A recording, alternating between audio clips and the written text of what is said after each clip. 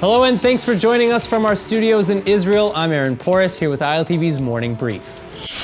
Pleas and protests from Israeli residents living along the Mediterranean Sea are unanswered this morning as the offshore Leviathan field begins production. And now, within just 24 to 48 hours, Noble Energy's rig will be providing Israeli cities with natural gas. But still, many believe the cost is too high. The Environmental Protection Ministry has announced that Noble Energy and its partners have met all the conditions and precautions that are set to begin extraction. But as late as last week, they said the opposite. An independent Israeli research published in October also says that the models presented by Noble and Leviathan are grossly underestimating the levels of harmful emissions that are likely to be released upon its launch.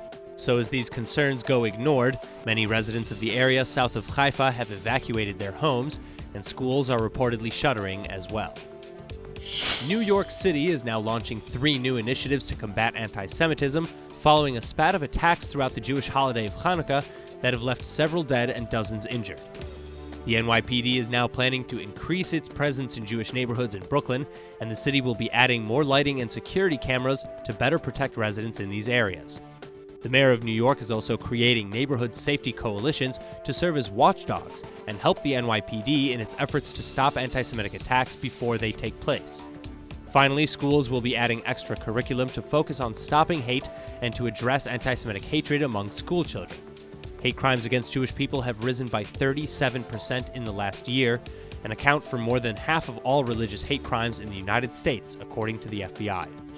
For the first time in history, a massive $20 billion lawsuit has now been filed in Israel against the Arab Bank of Jordan for supporting and financing terrorist activities.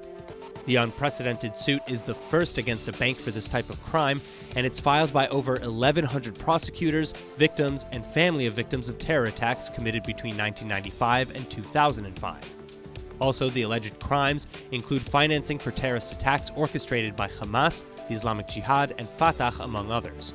Attacks like suicide bombings and shootings that have killed hundreds of civilians and wounded thousands more. And the Arab Bank, finally, is alleged to have participated knowingly. The Arab Bank in Jordan is among the largest in the Arab world, and it operates out of roughly 600 branches. The plaintiffs are seeking compensation for special damages, punitive damages, and future damages that can't yet be determined. Now, we've got good news and bad news for the working class in Israel as we head into the next decade of the 2020s. The good news is that income inequality is still on a steady decline, with average wages rising another 4% for the lower and middle income households. This as opposed to the 2.6% growth among the wealthiest in the country. But the bad news is that it seems it's still not enough.